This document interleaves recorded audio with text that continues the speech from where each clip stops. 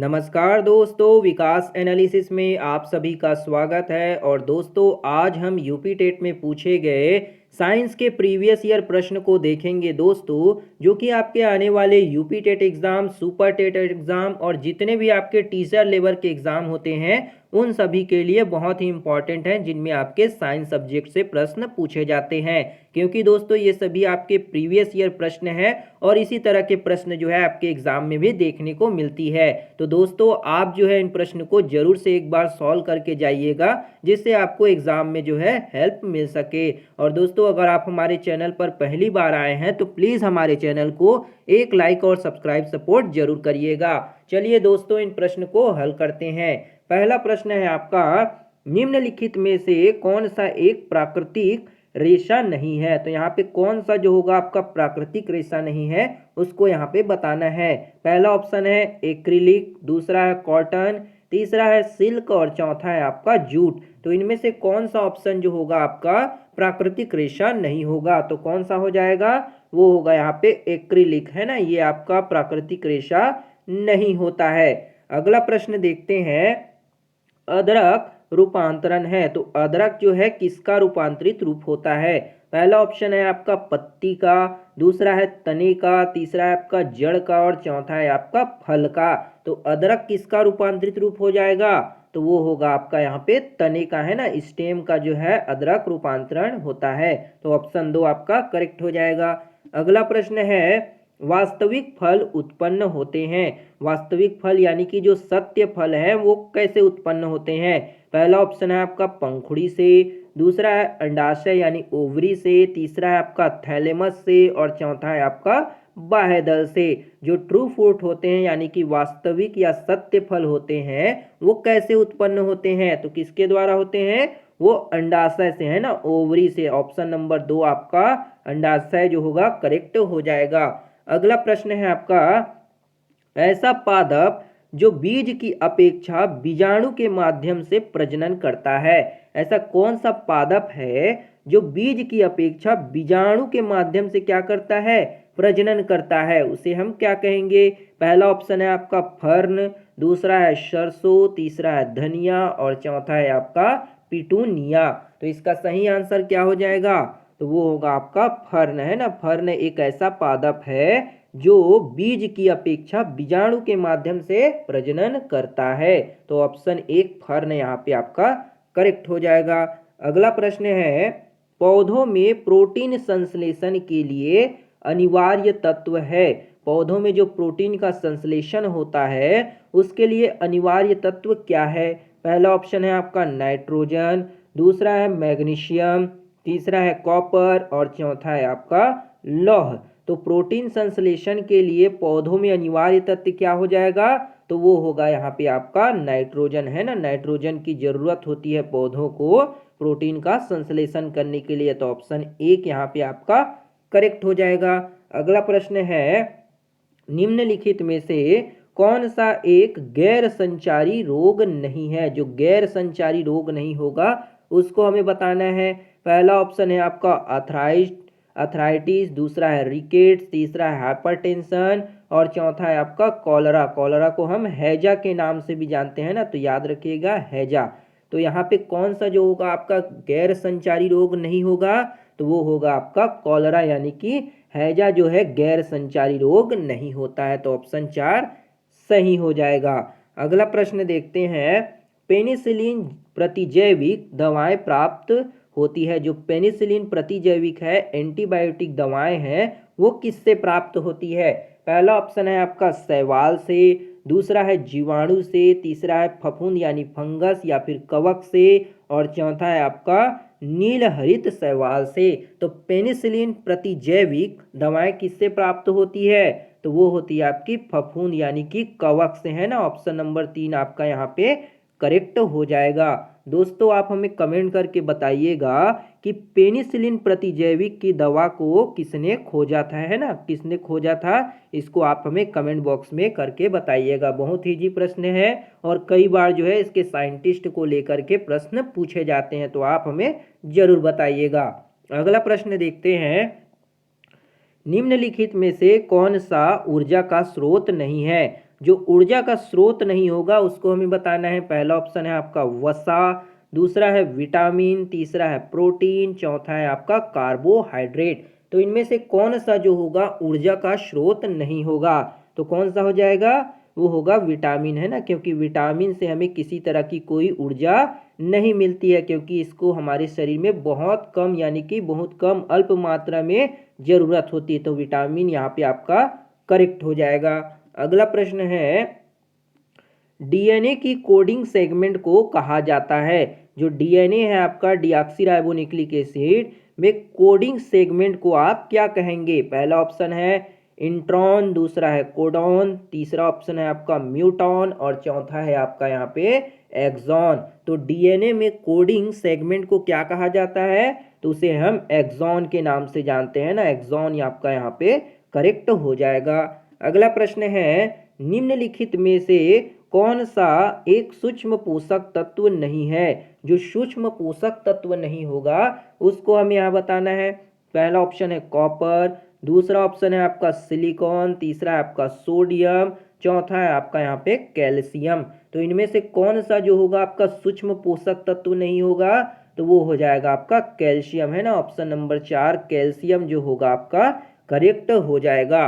अगला प्रश्न है आपका, वर्षा की बूंदों के गोलीय आकार का उल्लेख करने के लिए जल की निम्नलिखित गुणों में से किसका प्रयोग किया जा सकता है। यानी कि जो वर्षा की बूंदें होती है वो गोलीय होती है, तो किस कारण से होगी। पहला ऑप्शन है आपका क्रांतिक परिघटना, दूसरा है आपका श्यानता, तीसरा है आपका पृष्ठ तनाव और चौथा है आपका दाब। तो वर्षा की बूंद का गोल होना किसके कारण होता है, तो वो हो जाएगा आपका पृष्ठ तनाव यानी कि सरफेस टेंशन के कारण जो होती है वर्षा की बूंदें गोली आकार की हो जाती है। तो ऑप्शन नंबर 3 पृष्ठ तनाव आपका करेक्ट हो जाएगा। अगला प्रश्न है, निम्नलिखित में से कौन सी ग्रीन हाउस गैस नहीं, ग्रीन हाउस गैस है ना, यहाँ पे कौन सी ग्रीन हाउस गैस है वो पूछा गया है। पहला ऑप्शन है कार्बन डाइऑक्साइड, दूसरा है आर्गन, तीसरा है नाइट्रोजन, चौथा है आपका ऑक्सीजन। तो कौन सी गैस आपकी जो है ग्रीन हाउस गैस हो जाएगी, तो वो होगा आपका कार्बन डाइऑक्साइड, है ना। जो CO2 है आपका, ये आपका क्या हो जाएगा, ग्रीन हाउस गैस हो जाएगा। तो ऑप्शन नंबर 1 करेक्ट होगा। अगला प्रश्न देखते हैं, निम्नलिखित में से कौन सी धातु खनिज नहीं है। जो धातु आपकी खनिज नहीं होगी उसको बताना है। पहला ऑप्शन है आपका जिप्सम, दूसरा है आपका हेमाटाइट, तीसरा है आपका बॉक्साइट, चौथा है आपका लिमोनाइट। तो कौन सा जो ऑप्शन होगा इनमें से आपका धातु खनिज नहीं होगा, तो वो हो जाएगा आपका जिप्सम, है ना। जिप्सम जो होगा आपका धातु खनिज नहीं होगा। तो ऑप्शन नंबर 1 जिप्सम आपका करेक्ट हो जाएगा। अगला प्रश्न देखते हैं, निम्नलिखित धातुओं में से कौन सा जो है द्रव है। यहाँ पे आप क्वेश्चन को थोड़ा करेक्ट कर लीजिएगा। यहाँ पे धातु लिखा है तो ये आपका अधातु होगा, है ना। क्या होगा, अधातु में से द्रव है। कौन सी एक अधातु है जो द्रव होगी। पहला ऑप्शन है आपका सल्फर, दूसरा है ब्रोमीन, तीसरा है आपका आयोडीन, चौथा है आपका फास्फोरस। तो कौन सी अधातु जो होती है आपकी द्रव अवस्था में होती है, तो वो हो जाएगा आपका ब्रोमीन, है ना। ब्रोमीन जो होती है आपकी ऐसी अधातु है जो कमरे के ताप पर द्रव अवस्था में पाया जाता है। अगर यहीं पे आपको धातु के बारे में पूछता कि कौन सी धातु है जो द्रव अवस्था में होती है, तो वो हो जाता आपका पारा, है ना। यानी कि मरकरी जो होती है कमरे के ताप पर एक ऐसी धातु है जो द्रव अवस्था में पाया जाता है। तो यहाँ पे हमें अधातु के बारे में पूछा गया, तो अधातु आपका ब्रोमीन हो जाएगा, क्योंकि ऑप्शन में आपका यहाँ पे पारा नहीं दिया गया है, इसलिए यहाँ पे अधातु होना चाहिए था, है ना। तो आप इस प्रश्न को थोड़ा ध्यान दीजिएगा। ऑप्शन नंबर 2 आपका ब्रोमीन करेक्ट हो जाएगा। अगला प्रश्न है, किस वैज्ञानिक ने रेडियोधर्मी तत्व रेडियम की खोज की, है ना। कौन से वैज्ञानिक है रेडियोधर्मी तत्व रेडियम की जो है खोज की। पहला ऑप्शन है बेंजामिन फ्रैंकलिन, दूसरा है आइजैक न्यूटन, तीसरा है अल्बर्ट आइंस्टीन और चौथा है Marie Curie, Madame Marie Curie. तो किसने जो है रेडियोधर्मी तत्व की खोज की थी, तो इसका सही आंसर क्या हो जाएगा, मैडम मैरी क्यूरी, है ना। ऑप्शन नंबर 4 जो होगा आपका यहाँ पे करेक्ट हो जाएगा। अगला प्रश्न देखते हैं, किस कारण से स्टोन कैंसर होता है। किसके कारण से है स्टोन कैंसर जो है होता है? पहला ऑप्शन है रेडियोधर्मिता, दूसरा ऑप्शन है आपका यहाँ पे सॉरी अम्ल वर्षा, तीसरा ऑप्शन है विश्वव्यापी त्यापन और चौथा है आपका जीवाणुविक क्रिया। तो किस कारण से आपका स्टोन कैंसर होता है? तो वो हो जाएगा आपका अम्ल वर्षा, है ना। ऑप्शन नंबर 2 अम्ल वर्षा आपका करेक्ट हो जाएगा। अगला प्रश्न है ब्राइन है, ब्राइन जो है क्या होता है? पहला ऑप्शन है क्लोरीन का जलीय विलयन, दूसरा है सोडियम क्लोराइड का संतृप्त विलयन, तीसरा ऑप्शन है आपका विरंजक चूर्ण का सामान्य नाम, चौथा है आपका सोडियम सल्फेट का जलीय विलयन। तो ब्राइन क्या होता है? ब्राइन जो होता है वो आपका एक तरह से क्या होता है, सोडियम क्लोराइड यानी कि नमक का संतृप्त विलयन होता है ना। तो ब्राइन को आप याद रखिएगा कि ये जो सोडियम क्लोराइड है इसका संतृप्त विलयन यानी कि सैचुरेटेड सॉल्यूशन होता है। तो ऑप्शन 2 आपका यहाँ पे करेक्ट हो जाएगा। अगला प्रश्न है हरे फलों को कृत्रिम ढंग से पकाने हेतु प्रयुक्त गैस कौन सी है? जो कच्चे फल होते हैं उनको कृत्रिम ढंग से, है ना, जो आर्टिफिशियल तरीके से आप उनको पकाते हैं तो कौन सी गैस का यूज करेंगे? पहला ऑप्शन है आपका हाइड्रोजन गैस, दूसरा है एसिटिलीन, तीसरा है आपका इथेन और चौथा है आपका नाइट्रोजन। तो हरे फलों को कृत्रिम ढंग से पकाने के लिए कौन सी गैस का यूज किया जाता है? तो वो होगा आपका एसिटिलीन, है ना। ऑप्शन नंबर 2 एसिटिलीन आपका करेक्ट हो जाएगा। अगला प्रश्न है वायु में नाइट्रोजन गैस का प्रतिशत कितना होता है? बहुत ही इजी प्रश्न है कि वायु में नाइट्रोजन का प्रतिशत कितना होता है? तो वो हो जाएगा आपका 78%, है ना। और ऑक्सीजन का कितना प्रतिशत होता है? ऑक्सीजन O2 का कितना होता है? ये आप हमें कमेंट करके बताइएगा कि कितना परसेंट जो है ऑक्सीजन होता है ना। कमेंट करके जरूर बताइएगा कितना परसेंट ऑक्सीजन होता है। अगला प्रश्न देखते हैं ओजोन है, ओजोन क्या है? पहला ऑप्शन है ऑक्सीजन का एक समावयव है, दूसरा है ऑक्सीजन का एक यौगिक कंपाउंड है, तीसरा ऑप्शन ऑक्सीजन का एक अपर रूप है, एलोट्रॉप है, या फिर चौथा ऑक्सीजन का एक समस्थानिक आइसोटोप है। तो ओजोन क्या होता है? ओजोन जो होता है ऑक्सीजन का एक क्या है, अपर रूप होता है, एलोट्रॉप होता है ना। और ओजोन का सूत्र क्या होता है? O3, है ना। तो इसको भी आप याद रखिएगा। ओजोन जो है ऑक्सीजन का एक एलोट्रॉप है, क्या है, अपर रूप होता है। तो ऑप्शन नंबर 3 आपका करेक्ट हो जाएगा। अगला प्रश्न है यहाँ पे आपका एम द्रव्यमान के एक कण का संवेग p है ना। कोई एम द्रव्यमान की एक बॉडी है जिसका संवेग मोमेंटम क्या है, p है। इसकी गतिज ऊर्जा होगी, तो यहाँ पे आपको गतिज ऊर्जा निकालना है। तो क्या हो जाएगा इसका आंसर? वो होगा यहाँ पे आपका p²/2m, है ना। p²/2m। आप चाहें तो इसको निकाल भी सकते हैं, हमने अपनी प्रीवियस वीडियो में इससे रिलेटेड एक प्रश्न को जो है सॉल्व भी किया हुआ है ना। बहुत ही ईजी तरीके से आप इसको सॉल्व कर सकते हैं। इसमें आपको सिर्फ गतिज ऊर्जा यानी कि काइनेटिक एनर्जी का फॉर्मूला रखना है। काइनेटिक एनर्जी क्या होता है आपका? ½ mv² होता है ना, ½ mv²। और जो एक संवेग होता है यानी कि मोमेंटम, वो क्या होता है आपका? p मास इंटू वेलोसिटी होता है। तो यहीं से आपको जो है इस p की वैल्यू को यहाँ पे आप m से मल्टीप्लाई करके और m से डिवाइड करेंगे, फिर यहाँ पे आप काइनेटिक एनर्जी में पुट करेंगे तो आपका वैल्यू जो है ये निकल के आ जाएगा। तो आप सॉल्व कर लीजिएगा। अगला प्रश्न देखते हैं। अगला प्रश्न यहाँ पे आपका 4, 10 और 20 ओम के प्रतिरोध के समांतर समूह को 15 वोल्ट की बैटरी के साथ जोड़ा जाता है। परिपथ में धारा क्या होगी? यानी कि आपको 4 ओम, है ना, 4 ओम, 10 ओम और 20 ओम के जो है आपको प्रतिरोध दिए गए हैं। आर की वैल्यू दी गई है ना, प्रतिरोध दिए गए हैं और एक बैटरी दिया गया है कितने वोल्ट का? 15 वोल्ट का आपको यहाँ पे बैटरी दिया गया है, जिसको किसमें जोड़ा गया है? समांतर समूह यानी कि समांतर क्रम में पैरेलल जो है इनको जोड़ा गया है। और हमसे परिपथ में कितनी धारा प्राप्त होगी वो पूछा गया है। तो चलिए इसको सॉल्व करते हैं। तो इसके लिए आपको क्या है, यहाँ पे परिपथ को सबसे पहले श्रेणी समांतर क्रम में जोड़ना होगा, है ना। तो हम यहाँ पे क्या करते हैं, 4 ओम के एक प्रतिरोध ले लेते हैं ना। एक 4 ओम का प्रतिरोध है आपका, 4 ओम हो गया है। फिर आपका क्या दिया है यहाँ पे? 10 ओम, है ना, 10 ओम। तो इसको हम इस तरीके से लिख लेते हैं 10 ओम। और आपका यहाँ पे 20 ओम, है ना, ये आपका हो गया 20 ओम, है ना। यहाँ पे आप ओम लिख सकते हैं ऐसे, ओम ओम करके, ठीक है। तो ये आपके क्या हो गए? 4, 10 और 20 ओम के आपको 3 प्रतिरोध दिए गए हैं, जिसको हमने यहाँ पे श्रेणी क्रम में इस तरीके से जोड़ लिया। अब यहाँ पे हमको क्या दिया गया है, एक तो 15 वोल्ट का बैटरी भी दिया गया है ना, 15 वोल्ट के बैटरी दिए गए हैं, जिसको हम जोड़ लेते हैं तो 15 वोल्ट का ये आपका बैटरी हो गया। क्या हो गया, 15 वोल्ट का यहाँ पे आपका एक बैटरी हो गया। तो आपने पढ़ा होगा कि समांतर में जो होता है, जो आपका प्रतिरोध होता है 1/R, ये तुल्य प्रतिरोध क्या होता है, 1/R1 यानी कि पहला प्रतिरोध बटे 1+1/R2 दूसरा प्रतिरोध प्लस 1/R3।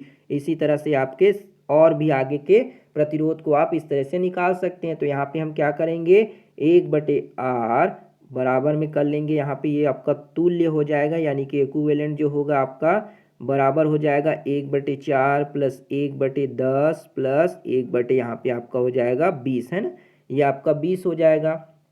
इस तरह से होने के बाद क्या होगा, तो इस तरह से आप जो है यहाँ पे 20 हो गया। तो अब यहाँ पे आप इसका एलसीएम ले लेंगे, तो एलसीएम क्या हो जाएगा, 20, 10 और 4 का एलसीएम क्या हो जाएगा, तो हम इसको अभी इरेज कर देते हैं क्योंकि यहाँ पे जगह नहीं हो रहा है ना। तो यहाँ पे हमारा जो तुल्य प्रतिरोध था, इक्विवेलेंट था, वो क्या हो गया, 1/4 प्लस 1/10 प्लस 1/20, है ना। तो इसका एलसीएम लेंगे तो क्या हो जाएगा, वो हो जाएगा 20, और 4 से कितने बार में जाएगा, तो 5 बार में, प्लस ये कितने बार में जाएगा, 2, और ये आपका हो जाएगा 1, यानी कि 8/20। और इसको हम पलट देंगे तो ये क्या हो जाएगा, 1/R इक्विवेलेंट में था, तो R हमारा क्या निकल के आ जाएगा, 20/8, है ना। तो 20/8 जो होगा ये आपका ओम निकल के आ जाएगा, है ना। तो ये आपका क्या निकल के आ गया, प्रतिरोध निकल के आ गया। अब हमको क्या दिया गया है, तो अब हमको दिया गया है 15 वोल्ट की बैटरी। तो आप सभी जानते होंगे ओम के नियम से, है ना। अब हम फिर इसको इरेज करने वाले, तो आप इसको नोट कर लीजिएगा। आगे देखते हैं, आप सभी ने ओम का नियम पढ़ा होगा, V=IR, है ना। तो यहाँ पे हमें V की वैल्यू कितना दी गई है, 15 वोल्ट, और R अभी हमने निकाल के लाया कितना, 20/8, है ना। ये आपका क्या हो जाएगा, 20/8 ओम, है ना। इस तरीके से हमने इसे निकाल के लाया। तो यहाँ पे आपका क्या आ जाएगा, V की वैल्यू हमने 15 बराबर में हो जाएगा I गुना में 20/8। अब इसको काट दीजिए, 5 से 3 बार में और 5 से 4 बार में, इसको आप काट देंगे, 4 दूनी 8, यानी कि I जो हो जाएगा आपका, I कितना हो जाएगा, ये हो जाएगा 6 एम्पियर, है ना। और धारा को हम एम्पियर में डिनोट करते हैं, तो ये आपका 6 एम्पियर जो होगा यहाँ पे आपका करेक्ट आंसर हो जाएगा, है ना। जो कि ऑप्शन नंबर यहाँ पे तीसरे में दिखाई दे रहा है, तीसरा ऑप्शन यहाँ पे आपका 6 एम्पियर करेक्ट हो जाएगा। तो इस तरीके से आप इस प्रश्न को सॉल्व कर सकते हैं ना। अगला प्रश्न देखते हैं, निम्नलिखित पदार्थों में से कौन सा एक लौह चुंबकीय है ना, कौन सा जो होगा आपका लौह चुंबकीय है, उसको हमें बताना है। पहला ऑप्शन है आपका लकड़ी, दूसरा है सोना, तीसरा है निकिल और चौथा है आपका मैंगनीज। तो इनमें से कौन सा जो होगा आपका लौह चुंबकीय पदार्थ जो है वो हो जाएगा, तो कौन सा होगा, वो हो जाएगा आपका निकिल, है ना। निकिल जो होता है यहाँ पे आपका लौह चुंबकीय पदार्थ होगा। तो ऑप्शन 3 आपका करेक्ट हो जाएगा। अगला प्रश्न है, धातु की चाल अधिकतम है, धातु की जो चाल होती है वो किसमें ज़्यादा अधिकतम होती है। पहला ऑप्शन है निर्वात में, दूसरा है वायु में, तीसरा है जल में, चौथा है आपका इस्पात इस्पात यानी कि स्टील में। तो ध्वनि की चाल जो है किसमें सबसे ज़्यादा होती है, तो ध्वनि की चाल जो होती है आपकी इस्पात यानी कि स्टील में सबसे ज़्यादा होती है। कितनी होती है, 5941 मीटर प्रति सेकंड होती है। तो इस डेटा को भी आप याद कर लीजिएगा कि ध्वनि की चाल जो है अधिकतम इस्पात में होती है 5941 मीटर प्रति सेकंड, है ना। आप इसको भी याद कर लीजिएगा। अगला प्रश्न देखते हैं, जब कांच की एक छड़ को रेशम से रगड़ते हैं तब इस पर किस प्रकार का आवेश उत्पन्न होता है ना। जो कांच की एक रॉड होती है उसको जब आप किससे रगड़ेंगे, रेशम के कपड़े से रगड़ेंगे, है ना। रेशम के जो कपड़े होते हैं उससे आप रगड़ेंगे तो इस पर किस प्रकार का जो है चार्ज जो है उत्पन्न होगा। पहला ऑप्शन है ऋण आवेश, दूसरा है विद्युत आवेश, तीसरा है धन आवेश, चौथा है उपयुक्त में से कोई नहीं। तो जब कांच की छड़ को रेशम से रगड़ेंगे तो कौन सा आवेश उत्पन्न हो जाएगा, तो वो होगा यहाँ पे आपका धन आवेश, है ना। ऑप्शन नंबर 3 जो होगा धन आवेश करेक्ट हो जाएगा। अगला प्रश्न है, एक घूमते हुए समतल दर्पण पर आपतित किरण जो है 60 डिग्री है, 60 डिग्री का कोण बनाती है, तो परावर्तन कोण क्या होगा? तो ये यहाँ पे आपके परावर्तन से एक नियम होता है कि कोई भी आपतित कोण जो होती है ना, आपतन कोण जिसको हम परावर्तन का नियम बोलते हैं, परावर्तन का जो नियम होता है ना, उसमें क्या कहता है एक नियम कि जो आपतन कोण है ना, आपतन कोण बराबर होता है आपके परावर्तन कोण के, है ना। जो इंसिडेंस जो होता है वो आपके अब परावर्तन यानी कि रिफ्लेक्शन के क्या होता है, बराबर होता है। तो ऑप्शन नंबर यहाँ पे क्या हो जाएगा, आपका कोण कितना दिया गया है, आपतित किरण कितना दिया गया है, 60 दिया गया है ना, 60 डिग्री का कोण बनाती है। तो आपका परावर्तन कोण क्या होगा, तो परावर्तन कोण भी कितना हो जाएगा, वो भी आपका 60 डिग्री हो जाएगा, क्योंकि ये दोनों आपस में क्या होते हैं, बराबर होते हैं। आपतन कोण और परावर्तन कोण बराबर होते हैं, तो यहाँ पे आपका 60 डिग्री जो होगा यही आपका परावर्तन कोण हो जाएगा। ऑप्शन नंबर 3 करेक्ट हो जाएगा। अगला प्रश्न देखते हैं, निम्नलिखित में से कौन सा ऊर्जा का नवीनीकरण संसाधन है ना, ऊर्जा के नवीनीकरण संसाधन को हमें बताना है। पहला ऑप्शन है आपका भूजल, दूसरा है प्राकृतिक गैस, तीसरा है पेट्रोलियम, चौथा है आपका कोयला। तो इनमें से कौन सा जो होगा आपका ऊर्जा का नवीनीकरण संसाधन हो जाएगा, तो कौन सा होगा इनमें से? बहुत इजी प्रश्न है, आपको देखकर पता लग रहा होगा कि कौन सा जो होगा आपका ऊर्जा के नवीनीकरण संसाधन हो जाएंगे। तो कौन सा हो जाएगा, भूजल, है ना। भूजल जो है आपका यहाँ पे ऊर्जा का नवीनीकरण संसाधन हो जाएगा। ऑप्शन 1 करेक्ट होगा। अगला प्रश्न है, पदार्थ के संवेग और वेग के अनुपात में कौन सी भौतिक राशि प्राप्त होती है? पदार्थ के संवेग और वेग के अनुपात से कौन सी भौतिक राशि प्राप्त होगी? तो संवेग यानी कि मोमेंटम बराबर आप जानते होंगे, p बराबर क्या होता है आपका, मास इंटू में आपका वेलोसिटी होता है। और हमसे पूछा गया है कि संवेग यानी कि मोमेंटम और उसके वेलोसिटी, है ना, वेलोसिटी के अनुपात किसकी कौन सी भौतिक राशि आपको प्राप्त होती है? तो यहाँ पे आपका क्या हो जाएगा, मास यानी कि आपका द्रव्यमान प्राप्त होता है ना। आप फॉर्मूले में आप इस तरह से सॉल्व कर सकते हैं, तो आपको फॉर्मूले भी याद होने जरूरी है। तो यहाँ पे आपका द्रव्यमान यानी कि मास जो होगा करेक्ट हो जाएगा। अगला प्रश्न है आपका यहाँ पे, 1 नैनोमीटर बराबर होता है, 1 नैनोमीटर बराबर कितना होता है? तो 1 नैनोमीटर बराबर आप जानते होंगे कि 1 नैनोमीटर जो होता है, 1 नैनोमीटर, है ना, 1 नैनोमीटर बराबर क्या होता है, 10⁻⁹ मीटर के बराबर होता है। लेकिन यहाँ पे हमको सब में क्या दिया है, सेंटीमीटर में दिया है ना, तो सेंटीमीटर में निकालना पड़ेगा। और 1 सेंटीमीटर बराबर कितना होता है आपका, 1 सेंटीमीटर बराबर 1 मीटर बराबर, है ना, सॉरी, यहाँ पे 1 मीटर बराबर कितना हो जाएगा, 1 मीटर बराबर 100 सेंटीमीटर होता है ना। तो यहाँ पे हम मीटर की वैल्यू रख देंगे, तो 1 नैनोमीटर बराबर हो जाएगा आपका 10⁻⁹ गुणित में 10⁻² कर देंगे। तो यहाँ पे आपका निकल के आ जाएगा 1 नैनोमीटर बराबर 10⁻⁷ मीटर, है ना। तो यहाँ पे आप सेंटीमीटर निकल के आ जाएगा, यानी कि